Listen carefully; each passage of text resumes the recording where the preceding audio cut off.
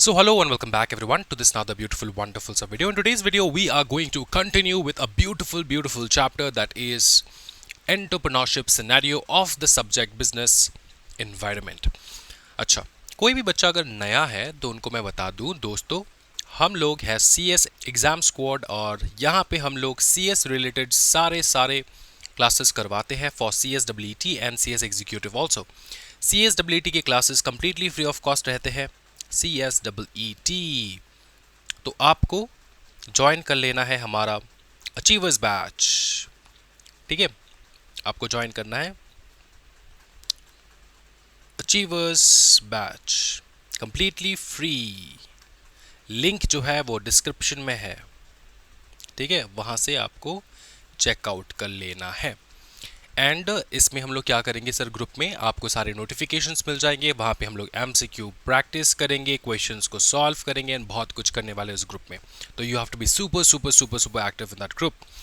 All the links for the group is given in the description of this video, kindly go there and check it out, ठीक है। अच्छा, Telegram में होता है ये group, okay. तो आगे बढ़ने से पहले रिक्वेस्ट है सारे स्टूडेंट्स को कि please like the video and subscribe to our channel. Like ज़रूर कर देना सो दैट ज़्यादा से ज़्यादा स्टूडेंट्स तक ये वीडियो पहुंच पाए। चलो आज हम लोग कंटिन्यू करने वाले हैं विद टाइप्स ऑफ एंटरप्रेन्योरशिप। क्या करने वाले हैं हम लोग, बताओ, types of entrepreneurship.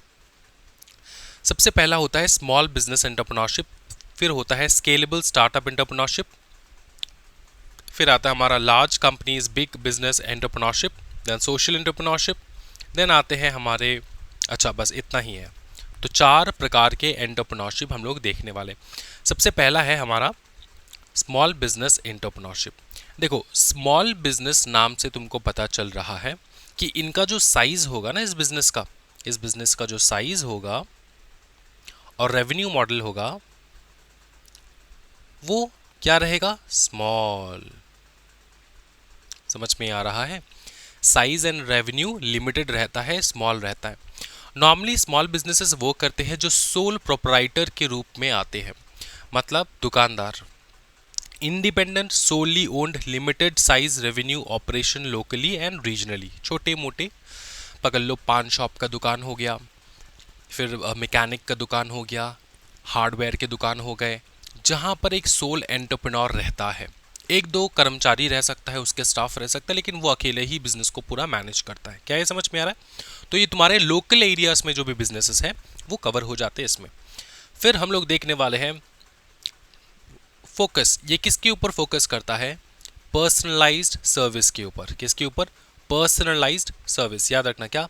Personalised service के ऊपर। इसका मतलब क्या है सर? इसका मतलब यह है कि तुमको पर्सनलाइज सर्विस मिलता है। उस दुकानदार के पास तुम जाओगे तो दुकान का मालिक खुद तुम्हारे साथ बात करेगा एंड पर्सनलाइज सर्विस तुमको मिलेगा। क्या ये समझ में आ रहा है? फिर आता है हमारा लोकल मार्केट अंडरस्टैंडिंग। इन सारे एंटरप्रेन्योर्स जो है इनका लोकल मार्केट का अंडरस्टैंडिंग रहता है, डीप अंडरस्टैंडिंग रहता है उनके लोकल मार्केट का, क्योंकि छोटे बिजनेस है, लोकली वो लोग ऑपरेट करते हैं, है ना। उनका स्ट्रेंथ क्या है सर? उनका स्ट्रेंथ रहता है कि वो हाईली अडेप्टेबल है, respond quickly to local shifts. इसका मतलब ये होता है कि छोटा बिजनेस है, समझ में आ रहा है, तो कम खर्चा लगता है और कमाई भी ज़्यादा कुछ नहीं होता, मतलब बहुत ज़्यादा रेवेन्यू मॉडल नहीं, उनका बहुत हाईली रेवेन्यू फोकस्ड नहीं है उनका मॉडल। जितना हो पाए उतना कमाई, समझ में आ रहा है ना, उस प्रकार का उनका बिजनेस होता है। तो इससे क्या होता है कि दुकान उनके पास एक होगा, दो होगा, तो क्या हो जाता है कि कोई भी कंपनी अगर पकड़ ले, कोई भी कंपनी इंडिया में है, फॉर एग्जांपल पब्लिक कंपनी, तो स्टेट में, हर स्टेट में कहीं ना कहीं उसका दुकान, कहीं ना कहीं उसका ऑफिस, कहीं ना कहीं उसका, बताओ ना, प्लेस ऑफ वर्किंग जो है वो रहेगा ही पूरे इंडिया में। तो अगर पकड़ लो पूरे कंपनी को जो है वो चेंज करना पड़ जाए, वो मार्केट शिफ्ट हो रहा है किसी दूसरे जगह पे, वो अगर शिफ्ट करने वो लोग करना चालू कर दे, समझ में आ रहा है, तो उनको बहुत ज़्यादा दिक्कत होगा, क्योंकि कंप्लीटली ऑल ओवर इंडिया उनको शिफ्ट करना है, कंप्लीटली ऑल ओवर इंडिया उनको चेंज करना है। अगर उनको ना एक स्टैंप, उनका जो स्टैंप रहता है बिजनेस का, जो स्टैंप वो भी चेंज करना होगा ना, तब भी उनको बहुत दिक्कत होता है, क्योंकि कंप्लीट इंडिया में उनका नेटवर्क है, कंप्लीट इंडिया में उनके बिजनेसेस हैं। तो एक छोटा चेंज करने के वजह से सारे जगहों पे चेंज करना नेसेसरी हो जाता है। वो लोग अगर अपना लोगो भी चेंज करें तब सारे ऑफिस में चेंज करना हो जाएगा। तो ये बहुत दिक्कत वाला काम होता है। लेकिन छोटे मोटे जो दुकानदार है, एक दो दुकान चला रहे हैं अपने लोकली, समझ में आ रहा है, उनको ज़्यादा दिक्कत नहीं आता। तो वो हाईली अडेप्टेबल होते हैं एंड लोकल मार्केट का जो शिफ्ट है, अगर लोकल मार्केट शिफ्ट कर रहा है, कोई लोकल शिफ्ट आ रहा है, मतलब लोग पकड़ ले प्लास्टिक से, वो लोग प्लास्टिक मटेरियल बहुत यूज़ करते थे वो लोग, अब सब लोग स्विच कर रहे हैं तो स्टील, या फिर स्टील बहुत यूज़ करते थे, अब सब लोग स्विच कर रहे हैं तो प्लास्टिक। प्लास्टिक के कितने मटेरियल्स लगते हैं घर में, है ना, बर्तन, बॉटल्स वगैरह वगैरह। तो ये सारा जो है शिफ्ट अगर हो रहा है ना, तो ये लोकल बिजनेसेस जो है आसानी से वो शिफ्ट जो है वो चेंज कर सकते हैं, हाईली अडेप्टेबल रहते हैं वो लोग, ठीक है, क्योंकि छोटा बिजनेस है उनका। फिर आता है हमारा चैलेंज। अच्छा, उनको दिक्कतें भी फेस करना होता है दोस्तों। सबसे पहला दिक्कत है लिमिटेड रीच। वो ज़्यादा जगह तक पहुंच नहीं पाते, वो लोकली ही रह जाते हैं, समझ में आ रहा है। फिर है स्केलिंग डिफिकल्टीज, मतलब वो स्केल नहीं कर पाते। लोकल बिजनेस है तो ज़्यादा से ज़्यादा 1 2 3 4 ही दुकान रख पाएंगे, इससे ज़्यादा दुकान वो लोग कर नहीं पाते। ऑन एन एवरेज किसी भी बंदे का 1 से 2 दुकान ही हो पाता है, समझ में आ रहा है। तो स्केल करना बहुत डिफिकल्ट हो जाता है क्योंकि वो लोग लोकली ऑपरेट करते हैं। फिर आता है हमारा वो है vulnerable to economic fluctuations. Vulnerable to economic fluctuations, इसका मतलब ये होता है कि देखो, एक चीज समझना, पकड़ लो अचानक से कोविड आ गया, तो ये जो लोकल दुकानदार थे, सबसे ज़्यादा नुकसान उनका हुआ। ये एक हाईली फ्लक्चुएटिंग इकोनॉमिक शिफ्ट था कि सब कुछ बंद हो गया था। तो जो लोकल दुकानदार थे वो लोग तो खोल ही नहीं पाए अपनी दुकान, समझ में आ रहा है। उनको बहुत ज़्यादा इकोनॉमिक कठिनाई का सामना करना पड़ गया, समझ में आ रहा है। क्यों? क्योंकि वो स्केल्ड नहीं है। वो उसका तो ऐसा नहीं है ना कि हर कंट्री में उनका बिजनेस है, एक ही जगह पे है। तो अगर पकड़ लो तुम्हारे पूरे कंट्री में ऐसे हर जगह पे बिजनेस है ना, तो पकड़ लो ये आज बंद है तो कल ये खुला होगा, फिर ये आज बंद है तो कल ये खुला होगा, तो उनका मैनेज हो जाता था। लेकिन जो लोकल दुकानदार होते हैं ना, वो एक ही जगह पे उनका दुकान होता है एंड देन सोल प्रोप्राइटर होते हैं वो लोग, एंड देन उनको इकोनॉमिक शिफ्ट्स का सामना करना पड़ सकता है, वल्नरेबल टू इकोनॉमिक फ्लक्चुएशंस। फिर देखो impact, enhance community wellbeing, create jobs. तो जैसे कि लोकल बेकरीज, सलोन, फिर ग्रोसरी शॉप्स, ये सारे क्या क्रिएट करते हैं, अपने आसपास वेलबींग क्रिएट करते हैं। क्योंकि अगर कॉलोनी में दुकान नहीं है तो बहुत दिक्कत हो जाता है, सीधा मार्केट जाना पड़ता है लाने के लिए। तो वो लोग क्या करते हैं, इकोनॉमिक कम्युनिटी वेलबींग, समझ में आ रहा है। उसके बाद क्रिएट जॉब्स, 1 2 3 4 कम से कम कर्मचारी तो तुम रखोगे दुकान में, कम से कम 2 कर्मचारी या फिर 1 कर्मचारी तो रहता ही है दुकानदार पे तुमको हेल्प करने के लिए, राइट। तो जॉब क्रिएशन होता है उसमें। जैसे एग्जाम्पल के तौर पर, जैसे बेकरीज, सलून में एक ही बंदा थोड़ी होता है, कम से कम 2 होता है। फिर ग्रोसरी शॉप्स वगैरह वगैरह। क्या ये समझ में आ रहा है तुमको? कोई दिक्कत वाली बात तो नहीं है। ये है स्मॉल बिजनेसेस जो मैंने तुमको एक्सप्लेन कर दिया, समझ में आ रहा है। अब आते हैं हम लोग स्केलेबल स्टार्टअप एंटरप्रेन्योर्स में। क्या बताओ? Scalable startup entrepreneurs. सर इनको स्केलेबल स्टार्टअप एंटरप्रेन्योर्स क्यों कहा जाता है? देखो, स्पेसिफिकली अगर हम लोग बात करें ओनली ऑन स्टार्टअप, तो स्टार्टअप बनता ही है इस कारणवश कि वो कुछ नया आइडिया, न्यू क्रिएटिविटी लेकर आए। और वो लोग न्यू क्रिएटिविटी, नया आइडिया के ऊपर क्यों इन्वेस्ट करते हैं, क्यों लेकर आते हैं वो लोग? सो दैट वो फटाफट ग्रो कर पाए। तो स्टार्टअप का एक मेजर गोल रहता है कि फटाफट वो लोग स्केलेबल कर पाए। उसका फीचर ही होता है कि अगर स्टार्टअप चल गया, देखो स्टार्टअप इंडिया में लाखों खोलते हैं दिन में ना, बहुत सारे स्टार्टअप्स खोले जाते हैं, लेकिन 1 लाख स्टार्टअप में से 100 ही स्टार्टअप काम हो पाता है, उनका चल पाता है वो लोग, ठीक है। तो ये जो स्टार्टअप है, इनका मेजर ऑब्जेक्टिव एक प्रकार का रह जाता है स्केल करने के लिए, तो इसलिए कहा जाता है स्केलेबल स्टार्टअप एंटरप्रेन्योर्स।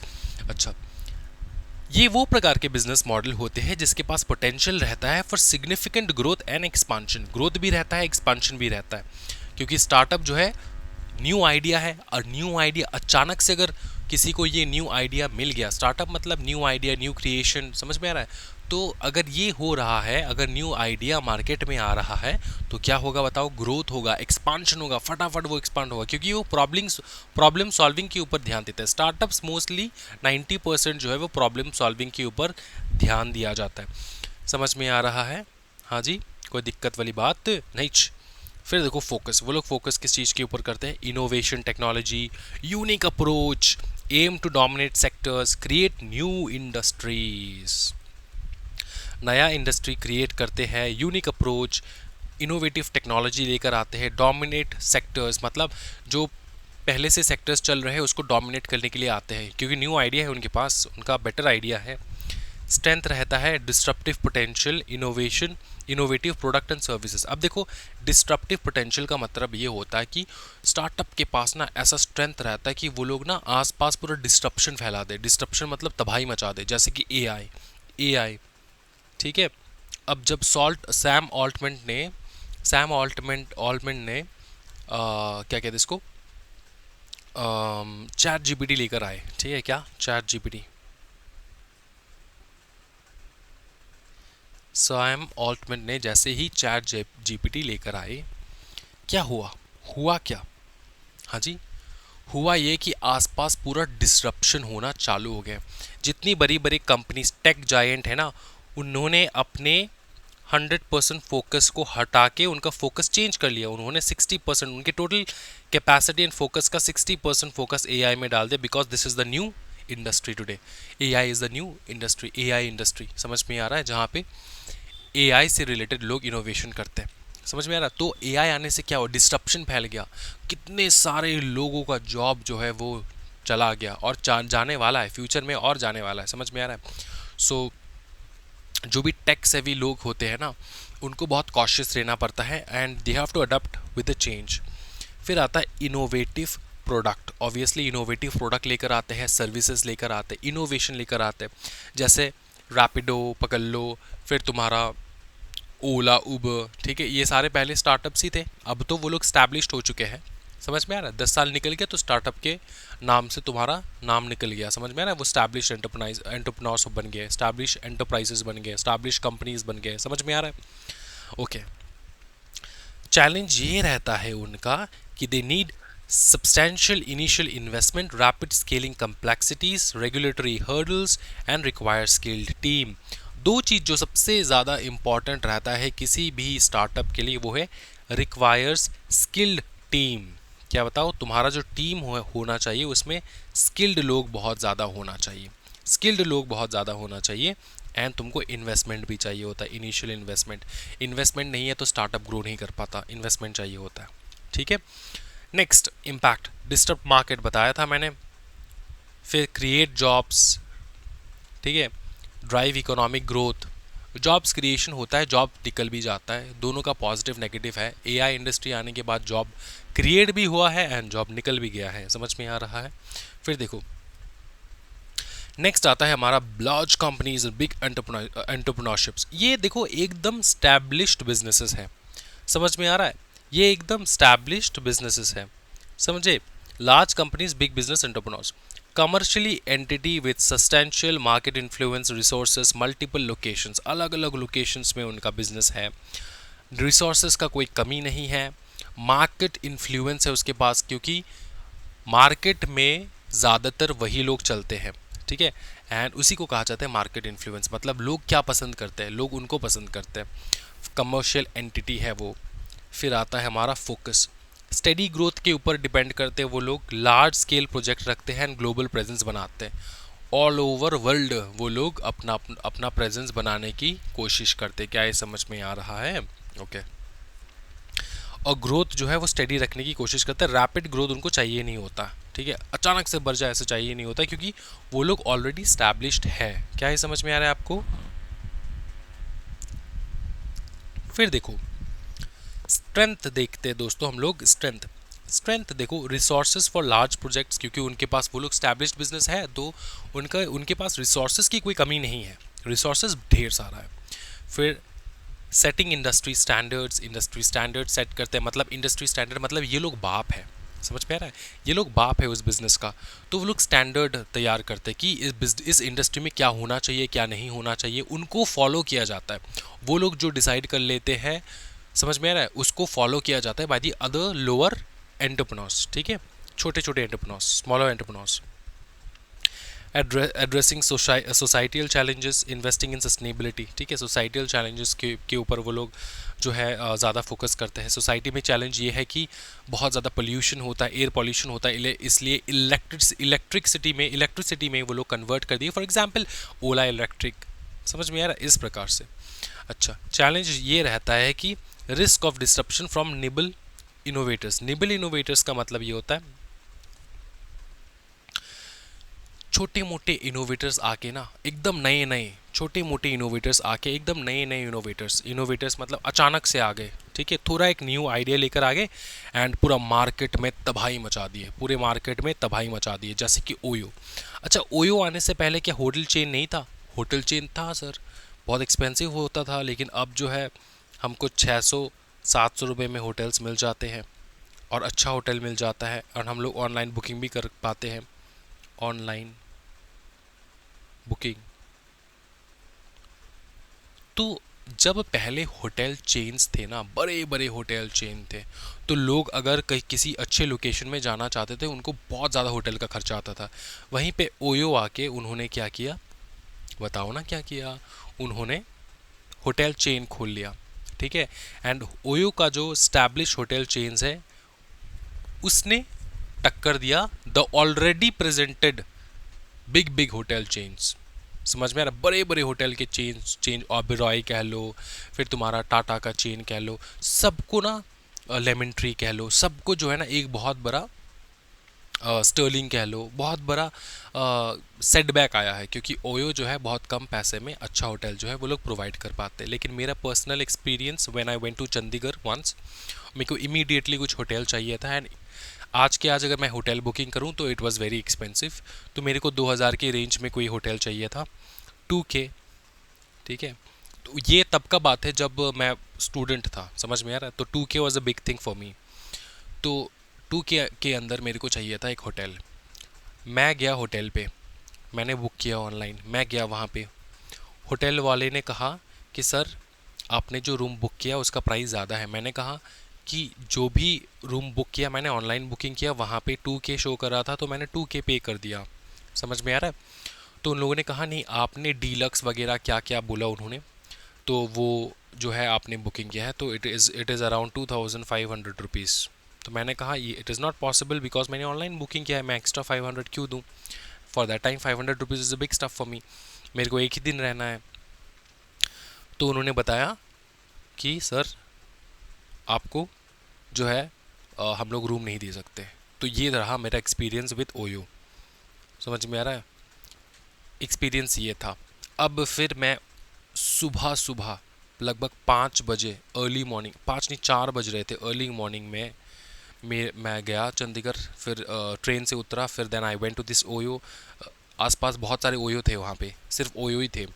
तो अच्छा था रेस्टोरेंट, सॉरी क्या कहते हैं इसको, होटल चेन बहुत अच्छा था, बहुत ब्यूटीफुल था, बहुत अच्छा ही था, लेकिन दे रिफ्यूज़ड। तो मैंने कहा तो अब क्या करें? बोले कि आप ओयो वालों से बात करो।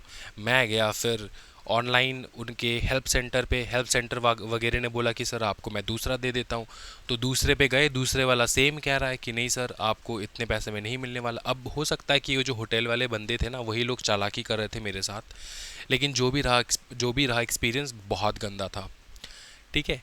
लेकिन जो है ये मेरे साथ एक्सपीरियंस ऐसा गंदा हुआ था, लेकिन बाकी सबके साथ I think it is normal and बहुत चीप रेट्स में, आई थिंक 700 से शुरू है उनका, शायद में आपको मिल जाता है इसी रेट पे। जो आपको 700 में मिल रहा है, यही रेट बाकी होटल्स जो है 15 से 2000 के बीच में चार्ज करते हैं। समझ में आ रहा? तो ओयो ने क्या किया, आके मार्केट डिस्टर्ब कर दिया, बोला कि भैया हम सस्ते में देंगे। समझ में आ रहा है? दे वर वर्किंग ऑन मार्जिन्स, जितना ज़्यादा पैसेंजर्स आएंगे, जितना ज़्यादा कस्टमर्स आएंगे, उतना ज़्यादा हमारे लिए अच्छा, ठीक है। तो मार्जिन्स पे खेलते थे वो लोग। फिर आ गया सोशल एंटरप्रेन्योरशिप। अब देखो, सोशल एंटरप्रेन्योर्स वो होते हैं जो सोशल ऑब्जेक्टिव से रिलेटेड होते हैं। क्या बताओ? सोशल ऑब्जेक्टिव से, सोशली उनको कुछ चेंज करना होता है सोसाइटी में। सोसाइटी में जो प्रॉब्लम्स है उससे रिलेटेड वो लोग प्रॉब्लम सॉल्विंग करते थे। समझ में आ रहा है? करते हैं एक्चुअली। ठीक है, देखो इसको रीड करेंगे हम लोग। Innovative activities with social objective can be for profit, non profit और हाइब्रिड। प्रॉफिट भी ले सकते हैं, नॉन प्रॉफिट भी हो सकते हैं, या फिर थोड़ा प्रॉफिट थोड़ा नॉन प्रॉफिट करके भी ये लोग हो सकते हैं। स्ट्रेंथ है addressing social issues creatively and sustainably. Challenges measuring social impact, securing funding based on impact. ठीक है, फिर scaling difficulties without high profit motive, है ना, कि अगर वो लोग बड़ा करने चाहते हैं उनके बिजनेसेस जो है, पहली बात तो ये कि वो लोग सोशल बिजनेस करते हैं। ठीक है, सोशल एंटरप्रेन्योर्स है। अब वो लोग सोशल एंटरप्रेन्योर्स है तो सोसाइटी में सबसे बड़ा चैलेंज यही रहता है इंडिया में कि पैसा जो है बहुत ज़्यादा हाई सबके पास नहीं रहता। ठीक है, बहुत ज़्यादा हाई चैलेंजिंग चीज़ हो जाता है, तो वो लोग अपने सर्विसेज को बहुत रीजनेबल रेट पे देना चालू कर देते हैं। तो अगर कोई भी सर्विस आप रीजनेबल रेट पे दे रहे हो और ज़्यादा पैसा चार्ज नहीं कर पा रहे हो, तो आपको डिफ़िकल्टी आता है स्केल नहीं कर पाते हो। जैसे कि आज के डेट पे CS एग्ज़ाम स्क्वाड ले लो, अपना खुद का चैनल के बारे में बताता हूँ।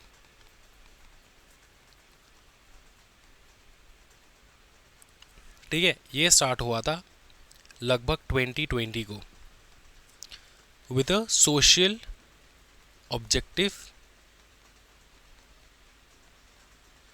ऑब्जेक्टिव कि कोरोना में पहली बार ICSI ने ऐसा डिसीजन लिया कि सबका होश उड़ गया। पहले था CS फाउंडेशन, उसको हटा के उन लोगों ने लेकर आ गए CSEET एंट्रेंस टेस्ट। कोरोना का टाइम चल रहा था और तुम विश्वास नहीं करोगे, आज के डेट पे जो तुम्हारे फेवरेट इंस्टीट्यूट्स हैं ना, वो सारे चार्ज कर रहे थे 12,000 से लेकर 18,000 के बीच में तुम्हारा कोर्सेस को। CS के एंट्रेंस एग्ज़ाम के कोर्सेज़ को इतना एक्सपेंसिव चार्ज कर रहे थे। मेरे को बहुत गुस्सा आया, मैंने सोचा कि यार करते हैं। और मैं बचपन से ना, मैं बहुत पढ़ाने में बहुत ज़्यादा इंटरेस्ट था मेरा, and I use to teach when I was in class 8। जब मैं क्लास 8 में था, मैं क्लास 6 के बच्चा को पढ़ाता था। जब मैं 9-10 में था, तब मैं 8-9 के बच्चों को पढ़ाता था। जब मैं 12th में उठा, तब मैं 11 एंड 10th के बच्चों को पढ़ाता। इस प्रकार से मेरा जर्नी रहा है। जब मैं कॉलेज में था, तब मैं हाई सेकेंडरी एंड कॉलेज के जो फर्स्ट सेमेस्टर के बच्चे हैं उनको भी मैं पढ़ाता था। इस प्रकार से मेरा पढ़ाने का जो है इच्छा जो है वो जाग उठा था, and I had an experience in teaching. So what I did was, I thought कि चलो काम करते हैं, सोशल इम्पैक्ट, सोशल एंटरप्रेन्योर बनते हैं, स्टार्ट करते हैं फ्री ऑफ कॉस्ट हमारा CSEET। ठीक है, CSEET जब मैंने स्टार्ट किया ना, फ्री ऑफ कॉस्ट CSEET, विश्वास करो कोरोना के टाइम में बड़े बड़े टीचर्स हमको फ़ोन किए, बड़े बड़े टीचर्स, आई कांट नेम दम, बड़े बड़े टीचर्स ने फ़ोन किया एंड कहा कि और मैंने जब स्टार्ट किया था, देन एट दैट मोमेंट मेरे पास 3,000 रॉ स्टूडेंट्स थे, 3K रॉ स्टूडेंट्स थे CSEET के, मतलब they are going to go to CS executive. तो सारे टीचर्स को लगा कि यार ये 3,000 जो है ये फालतू स्टूडेंट्स नहीं, ये 3,000 रॉ स्टूडेंट्स है ऑफ CSEET। इनको अगर हम लोग अपने CS एग्जीक्यूटिव के बैच में डाल दें तो पैसा ही छापेंगे वो लोग। समझ में आ रहा है? इसलिए बहुत सारे टीचर्स ने हमको कॉल किया था कि शुमान एक काम करो, हमारा ऐसा प्रमोशन कर दो, ये कर दो, वो कर दो। मैंने किसी का प्रमोशन नहीं किया, तुम हमारे चैनल पे जाके देख लो, किसी का प्रमोशन नहीं किया, किसी का भी प्रमोशन नहीं किया। एंड आई केप्ट वर्किंग कि CSEET। और जब मेरा फर्स्ट बैच CSEET का पास हुआ तो ढेर सारे बच्चे पास हुए, मतलब जितने बच्चे ने एग्जामिनेशन दिया 99% पास। इस ऐसे करते करते ना सब लोग गए CS एग्जीक्यूटिव में। फिर CS एग्जीक्यूटिव में वो लोग कहने लगे, sir CS executive is very very expensive, 20,000 से स्टार्ट होता है। ठीक है, CS एग्जीक्यूटिव के कोचिंग के क्लासेस, तो सर कुछ करवा दो आप। एक सब्जेक्ट के 5-5 हज़ार ले रहे सर, एक सब्जेक्ट के 5,000। तो मैंने CS executive completely free of cost launch किया। और पता है मैंने कितने सब्जेक्ट्स कराना चालू कर दिया? मैंने लगभग 7 to 8 पेपर्स मैंने पढ़ाना चालू कर दिया था, एंड आई गॉट ब्रिलियंट। हमारे रैंकर्स भी है, समझ में आ रहा है? रैंक लेकर आते थे स्टूडेंट मेरे पढ़ाने से। उसके बाद क्या हुआ, मेरे को लगा कि मुझे बहुत डिफ़िकल्ट हो रहा था अकेले मैनेज करने के लिए, सो आई नीडेड अ टीम। तो मैंने कहा कि एक काम करते, सी एस एग्जीक्यूटिव वाले बच्चों से डिस्कस करते कि we will keep a certain fee so that we have the resources. हम अपना टीम बना लें, छोटा मोटा 3 4 5 जन का टीम बना लें, so that we can provide better. तो तब हमने जो है फ्री जो है मतलब फ्री बैच से, सी एस एग्जीक्यूटिव की फ्री बैच से पेड बैच में कन्वर्ट कर लिए। तो 700 रुपीज़ पर मंथ लेते थे। फिर मैंने देखा कि कोई भी स्टूडेंट ज्वाइन कर रहा है 700 रुपीज़ में, फिर वो सेकेंड महीने जो है पढ़ाई नहीं करता था, उसको पुश नहीं मिलता था। फिर मैंने सोचा कि 700 रुपीज़ पर मंथ छोड़ते हैं, और ये 700 rupees per month for 4 month का था, इंटू 4 होता था, लगभग 2500 रुपीज़ में तुम्हारा कोर्स कंप्लीट करवा देता था मैं। समझ में आ रहा है? तो ये चल रहा था। फिर मैंने जो इतना लो स्केल रखा वो आज के डेट में भी सेम चल रहा है। फिर स्टूडेंट्स को चाहिए hard material, hard copy material चाहिए उनको। तो हार्ड कॉपी मटेरियल मैं तो अपने पॉकेट से नहीं दे सकता, उनको ही पे करना होगा।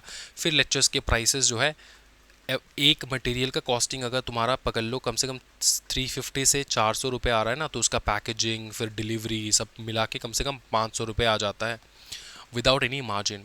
फिर हम लोगों ने हमारे लेक्चर में इंक्लूड किया 500 रुपीज़ ईच मटेरियल का, तो लेक्चर के प्राइसेस बढ़ गए 5000 रुपीज़ में। ठीक है, 5000 रुपीज़ में, मैं तुमको हिस्ट्री बता रहा हूँ, 5000 रुपीज़ में लेक्चर्स के प्राइसेस बढ़ गए। आज के डेट तक, आज भी ये 5000 रुपीज़ में you get complete one group. ठीक है, प्रैक्टिकल सब्जेक्ट छोड़ के जितने भी थियोरेटिकल पेपर्स हैं सब मैं करा देता हूँ for C S executive students. लेकिन इससे हुआ क्या? इससे ये नुकसान हुआ कि हम कभी स्केल नहीं कर पाए। Scaling difficulties, scaling difficulties without high profit motive इतना कम था कि हम लोग स्केल नहीं कर पाए कभी। समझ में आ रहा है? क्योंकि हम लोग ना एडवर्टीज़ कर पाए, पैसा नहीं था एडवर्टीज़ करने के लिए। तो बड़े बड़े जो अभी बहुत ज़्यादा फंड उठा के जो बहुत बड़े बड़े इंस्टीट्यूट्स जो है आ रहे हैं, तो वो उनके पास बहुत पैसा है। वो लोग क्या करते हैं, एक अकेले का तो काम नहीं है, बहुत सारे लोग मिलके काम कर रहे हैं। वो लोग फंड करते हैं, दे एडवर्टीज़, एंड हमारा चैनल जो है वो एकदम गड्ढे में गिर जाता है। समझ में आ रहा है? बिकॉज उनका चैनल पूरा एकदम सबके सामने आता है, हर स्टूडेंट को मिल जाता है। तो इसलिए हम लोग कभी स्केल नहीं कर पाए। यही प्रॉब्लम है सोशल एंटरप्रेन्योरशिप का, कि स्केलिंग जो है ना उसमें बहुत डिफ़िकल्टीज़ जो है वो फेस करना पड़ता है। क्या है, समझ में आ रहा है? और हमारे सीएस के जो बच्चे हैं वो एनईटी जैसा नहीं है, नीट जैसा नहीं है, नीट जैसा नहीं है। समझ में आ रहा है? तो इसलिए हम लोग उनके जैसे, जो तुम्हारे फेवरेट टीचर्स हैं नीट वाले, ठीक है, फिज़िक्स वाला कह लो, ठीक है, अलग पांडे सर के जैसे हम लोग ग्रो नहीं कर पाए, क्योंकि हमारे स्टूडेंट्स लाखों में नहीं है, हमारे स्टूडेंट्स हज़ारों में हैं, सिर्फ हज़ारों में, उनके तो करोड़ों में हैं स्टूडेंट्स। समझ में आ रहा है? क्यों? क्योंकि ज़्यादा स्टूडेंट्स वहाँ पे पढ़ते हैं। और सी एस कितना ही लोग करता है, कॉमर्स में आके सी एस कितने ही करते हैं। एक तो बहुत डिफ़िकल्ट, एक तो बहुत बहुत ज़्यादा डिफ़िकल्ट, ठीक है, एंड दूसरा ये है कि पास परसेंटेज बहुत कम। तो इस कारणवश जो है हम लोग कभी स्केल ही नहीं कर पाए। एक तो लो अमाउंट ऑफ स्टूडेंट, उसके ऊपर लो फीस। लेकिन we don't have any problem, because this is not only our earning sources. हम लोग जो है अपने काम करते हैं एंड सी एस के काम करते हैं, and then we have our own bread and butter. ये जो है एक प्रकार का सोशल सर्विस है जो अभी भी चलते हुआ आ रहा है। फ्यूचर में क्या होगा मुझे पता नहीं। चलो आगे देखते हैं। हम लोग देखने वाले हम लोग की कैरेक्टरिस्टिक्स ऑफ, ये हो चुका है सोशल एंटरप्रेन्योरशिप। अब देखेंगे की कैरेक्टरिस्टिक्स ऑफ एंटरप्रेन्योरशिप। इसको बहुत अच्छे से समझना है। किसी भी अगर तू एंटरप्रेन्योर बनना चाहता है ना, तेरे अंदर एंटरप्रेन्योरशिप स्किल्स होना चाहिए। तेरे अंदर क्या होना चाहिए? एंटरप्रेन्योरशिप स्किल होना चाहिए। अगर तेरे अंदर एंटरप्रेन्योरशिप स्किल है तो ढूंढेगा कैसे कि मेरे अंदर ये है कि नहीं है? हाँ जी, तो तेरे को ये समझना होगा कि तेरे में ये कैरेक्टरिस्टिक्स है कि नहीं। सबसे पहले डिसीजन मेकिंग, क्या तू डिसीजन ले पाता है या फिर बहुत ज़्यादा सोचता रहता है डिसीजन लेने के टाइम पे। इनोवेशन, इनोवेटिव है कि नहीं। इम्प्लीमेंटेशन में तू कैसा है, तूने जो आज तक जितना भी रूटीन बनाया है वो पूरा इम्प्लीमेंट कर पाया। अगर कर पाया तो तेरे अंदर कोई ना कोई एंटरप्रेन्योर जो है वो छुपा है। फॉरकास्टिंग, तू क्या फॉरकास्ट कर पाता है कि फ्यूचर में क्या हो सकता है, क्या वो सोच पाता है। इंडिपेंडेंस एंड सक्सेस, इंडिपेंडेंटली तुम काम कर पाते हो without any help from anybody. क्या तुम इंडिपेंडेंटली काम कर पाते हो, सक्सेस के पीछे भागते हो? बताओ, अगर ऐसा है तो तुम्हारे अंदर भी एक प्रकार का एंटरप्रेन्योर है। फिर देख, it is a discipline influenced by socio-economic, psychological, tech, legal and factors. So it is kind of a discipline which is influenced by what? तुम इन्फ्लुएंस, तुम्हारा जो डिसिप्लिन है it is influence by socio economic, psychological, tech, legal factors. ये सारे कुछ factors है जिससे तुम ये डिसिप्लिन वे में कर पाते हो। फिर आता है डायनेमिक एंड रिस्की प्रोसेस है। फिर ये फ्यूज़ करता है पैसे को, टेक्नोलॉजी को, ह्यूमन टैलेंट को एक साथ। ठीक है, capital, technology and human talent सब लोग एक साथ आ जाते हैं यहाँ पे। एंटरप्रेन्योरशिप वही उसी का मतलब है। Applicability to both big and small business and economic, non-economic activities. Entrepreneurs share common trait but also have unique qualities. सारे एंटरप्रेन्योर्स में कुछ ना कुछ यूनिकनेस तुमको देखने को मिल जाएगा, तभी जाके वो लोग एंटरप्रेन्योर बन पाते। It is purposeful, organise search for change and opportunities. ठीक है, इसका मतलब ये है कि तुम्हारा कुछ पर्पस तो होना चाहिए। तुम एज एन एंटरप्रेन्योर बने हो, तुम एज एन एंटरप्रेन्योर चलना चाहते हो, काम करना चाहते हो, तो कुछ ना कुछ पर्पस होना बहुत ज़्यादा नेसेसरी है। फिर है organise search for change and opportunities. Always you have to search for the change and opportunities, कि क्या चेंजेस हो रहा है आसपास, क्या अपॉर्चुनिटीज़ है आसपास, वो देख के you have to work. Next that we can see is a psychology way of thinking and acting. फिर entrepreneurship is actually a psychological way of thinking and acting. What does this mean, a psychological way of thinking and acting? It only means, see, there are two type of people in this world. Number one type is those who search, or those who search for solutions of any problem they get. Any problem they have in life, they do not complain, they search for problems. This is inbuilt feature. This is an inbuilt feature, trust me. This is an inbuilt feature. Even I am an entrepreneur. If I am having any kind of problem with myself, socially, at my home, or anywhere else, with my friends, with my business, or anything else, I do not talk this out to anybody until and unless it is a superior to me. The person to whom I'm talking to is superior than me. कोई ऐसा बंदा अगर है जो मेरे को advice दे सकता है, he has knowledge in this field, then I will talk to him. Other than that, we do not discuss problems, we discuss solutions, only solutions. This is a mindset, this is a psychological mindset which entrepreneurs have. Understood? उनका thinking and acting, it is very different. And creative activities में वो लोग बहुत ज़्यादा ध्यान देते हैं। ability to build something from practically nothing. They have the ability to build something from practically nothing. कुछ भी नहीं है उससे कुछ ना कुछ बना देना. That kind of ability they have. समझ में आ रहा है? Next, sensing opportunity where others see chaos and confusion. जहाँ पे सब लोगों को chaos and confusion दिख रहा हो, वहाँ पे एक एंटरप्रेन्योर को दिखता है opportunity. वहाँ पे एक एंटरप्रेन्योर को दिखता है opportunity. फिर आता है attitude of seeking opportunities, taking calculated risk, deriving benefits. Calculatively वो लोग risk लेते हैं and then they derive benefit out of it. Is that clear, bro? इसी के साथ हम लोग कैरेक्टरिस्टिक्स जो है वो देख चुके हैं, इसमें कोई दिक्कत वाली बात नहीं। कोई दिक्कत हो तो कमेंट सेक्शन जिंदाबाद, कमेंट सेक्शन में हमेशा कमेंट करो, हम लोग रिप्लाई ज़रूर करेंगे। तो की कंसेप्ट हो चुका है, कैरेक्टरिस्टिक्स ऑफ एंटरप्रेन्योरशिप हो चुका है हमारा। ठीक है, कोई टेंशन वाली बात नहीं है। एक बार टाइम देख लेते कितना हुआ है, then we will think to continue और too, yes we have time in our hand, सिर्फ 30 मिनट हुआ है। चलो, फंक्शंस ऑफ एंटरप्रेन्योरशिप देखेंगे हम लोग। सिंपल चीज़ रिपीट हो रहा है, इनोवेशन एंड क्रिएटिविटी रहेगा। Financial risk taking and achievement, मतलब फिनेंशियल रिस्क टेकिंग एबिलिटी होना चाहिए उनके पास। Organisation and management, obviously they should organize. Without organization, without management, how can they run their business? फिर है मार्केट रिसर्च पे ध्यान देना। फिर ओवरकमिंग रिस्ट्रेंट टू चेंजेस, मतलब ये कि कभी कभार ना जैसे चेंजेस होते रहते हैं ना, एंटरप्रेन्योर्स बहुत रिस्ट्रेंट होते हैं कि यार मेरे को चेंज पे नहीं जाना है, मेरे को जो मैं करता आ रहा हूँ वही मैं करूँगा। इस चीज़ को ओवरकम करते हैं, इस चीज़ को मिटा देते, क्योंकि as an entrepreneur you always have to deal with changes that is around you. Next is catalyst of economic development. Obviously economy अगर डेवलप करेगा तो एंटरप्रेन्योर्स की वजह से, बिजनेस की वजह से, वरना कैसे इकोनॉमी डेवलप हो पाएगा, right? So this are few things which you have to learn. ये रिपीटिंग है इसलिए I am giving it as an homework. If you still have any kind of doubt then you can drop me your doubts in the comment section, or also at the same time in our Achievers Batch group of Telegram. Next हम लोग देखेंगे stages of entrepreneurial process. ये बहुत डिटेली करेंगे हम लोग, बहुत beautifully करेंगे हम लोग, एंड बहुत सोच समझ के करेंगे हम लोग, ठीक है? इस पर हम लोग टाइम इन्वेस्ट करेंगे। देखो, सबसे पहला चीज़, तेरे को बनना है एंटरप्रेन्योर। क्या बनना है बेटा? बेटा बता ना, तेरे को क्या बनना है? एंटरप्रेन्योर बनना है। तो तेरे को पता होना चाहिए एंटरप्रेन्योरियल प्रोसेस, ठीक है? प्रोसेस कैसे बनते हैं, सबसे पहला क्या करेगा, मार्केट को रिसर्च करेगा for a new idea. Market देखेगा, मार्केट में क्या चल रहा है, वहाँ पे अपना न्यू आइडिया घुसेगा कि नहीं, वो देखना है तेरे को। मार्केट रिसर्च करना है कि तेरा जो आइडिया है ये वैल्यूएबल है कि नहीं मार्केट में, वरना तू क्यों लेकर निकल जाएगा।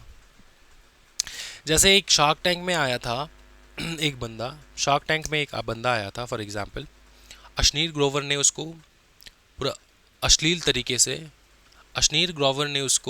तरीके से बेइज्जत किया था। ग्लास के ऊपर मास्क लगाना ऐसा करके, तुमको पता होगा, जिप समथिंग, जिप करके कुछ कंपनी का नाम था आई थिंक। ऐसे ग्लास के ऊपर मास्क लगाना और सब लोग इसी मास्क पे ठोट, अपना जो मुंह है ठोट लगाकर पिएंगे। ठीक है, ये डायनासोर बना दिया मैंने, लेकिन जो भी हो, ये ठोट लगाकर अपना जो ठोट है, मतलब ठोट मतलब क्या होता है, लिप्स, ठीक है, ये लगाकर पिएंगे सो दैट किसी का लिप्स ग्लास में टच ना हो, किसी का लिप्स ग्लास में टच ना हो। तो इस लेवल तक क्रिएटिविटी आ गया था उस बंदे के दिमाग में, और उस बंदे ने लॉन्च कर दिया इस चीज़ को। अब उसने देखा नहीं भैया कि उसका जो इनोवेशन, वो कह रहा है कि ये इनोवेशन है, तो ये इनोवेशन जो है मार्केट में किसी काम का है कि नहीं, ये प्रॉब्लम सॉल्विंग में काम आ रहा है कि नहीं, प्रॉब्लम सॉल्विंग में काम आ रहा है कि नहीं, है ना। इसलिए उसने इसको बहुत ज़्यादा अश्लील किया गया था उस बंदे को। चलो तो ये बात है, you have to do market research, identify evaluate opportunities. Market में जो अपॉर्चुनिटीज़ है उसको इवैल्यूएट करो, उसको ढूंढो, तब ना जाके कुछ हो पाएगा, वरना तुम ऐसे ऐसे कर मास्क लगा दोगे ग्लास के ऊपर तो कैसे हो जाएगा। Understand target market, competition and preferences, you have to understand all of this. फिर देखो आउटलाइनिंग बिजनेस मॉडल, सबसे पहले अपना बिजनेस स्ट्रक्चर जो है उसको क्रिएट करो कि तुम क्या करना चाहते हो, हाउ द बिजनेस, क्रिएट कैसे करना है, डिलीवर कैसे करना है, एंड कैप्चर कैसे करना है वैल्यू। क्रिएट करना कैसे करना है, डिलीवर कैसे करना है, कैप्चर कैसे करना है वैल्यू को। जैसे तेरे को समझाता हूँ, तू अगर घर बनाना चाहता है तो उससे पहले तू क्या करता है, नक्शा बनाता है ना, घर का नक्शा बनाता है, मैप बनाता है कि कैसे होना चाहिए सब कुछ।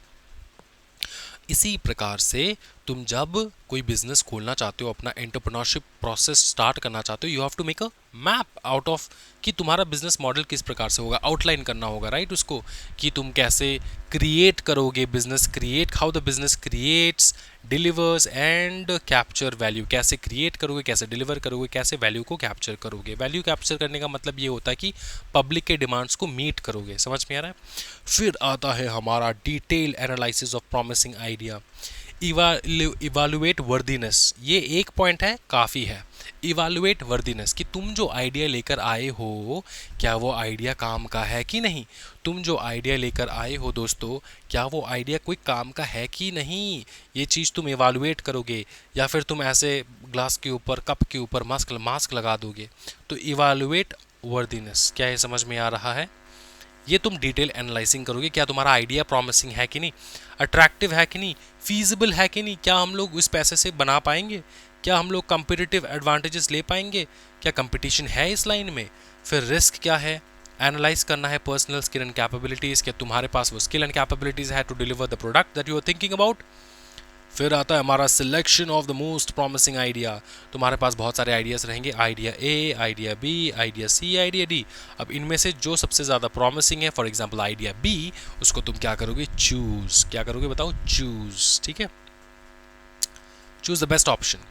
फिर आता है हमारा असेंबलिंग रिसोर्सेज एंड पर्सनल, अब तुम अपने रिसोर्सेज को एक साथ लेकर आओगे, ह्यूमन रिसोर्सेज हो गया, प्रोडक्ट के रिसोर्सेज हो गए, मैन्युफैक्चर करना है, लोगों को चाहिए होगा, ह्यूमन रिसोर्स चाहिए होगा, सब कुछ एक साथ। इनिशियल बिजनेस देखो यहाँ पे, identify sources for finance investors and arrange human resources, पहले तो पैसा इन्वेस्टर ढूंढोगे, उसके बाद अरेंज करोगे ह्यूमन रिसोर्सेज। ह्यूमन रिसोर्सेज मतलब होता है भैया काम करने वाला लेबर चाहिए होगा ना। फिर देखो, अब देखो काम करने वाला लेबर नहीं, एम्प्लॉयज़, ठीक है। Determining the size of the unit, कितना बड़ा इनिशियली तुम स्टार्ट करोगे, छोटा सा छोटा सा बिजनेस स्टार्ट करोगे, क्या तुम बताओ ना, अमेज़ॉन जैसा एक गैरेज में स्टार्ट करोगे, टेस्ला जैसा एक 1 रूम अपार्टमेंट में स्टार्ट करोगे अपना बिजनेस, कहाँ पे स्टार्ट करोगे वो तुमको डिसाइड करना है। कितना बड़ा होगा तुम्हारा बिजनेस का साइज, वो पहले पहले वो तुमको समझना है। फिर आता है deciding location and planning out. Location decide करोगे कि कहाँ पे वो स्ट्रैटेजिक लोकेशन होना चाहिए जहाँ पे सबसे ज़्यादा मेरे को बेनिफिट मिलेगा। अब बेनिफिट अलग अलग प्रकार से हो सकते हैं, टैक्स बेनिफिट, रिसोर्सेज अवेलेबिलिटी। जैसे तेरे को समझाऊँ, एप्पल जो है क्या वो अपना फ़ोन क्या अमेरिका में बनाता है? भाई 90% फ़ोन बनाता है चाइना में। चाइना में बनाता है 90% फ़ोन वो अपना। किसमें, कहाँ में बना? चाइना। क्यों? वहाँ पे बेनिफिट है, टैक्स का बेनिफिट है, रिसोर्सेज के अवेलेबिलिटी के ऊपर बेनिफिट है। क्या ये समझ में आ रहा है दोस्तों?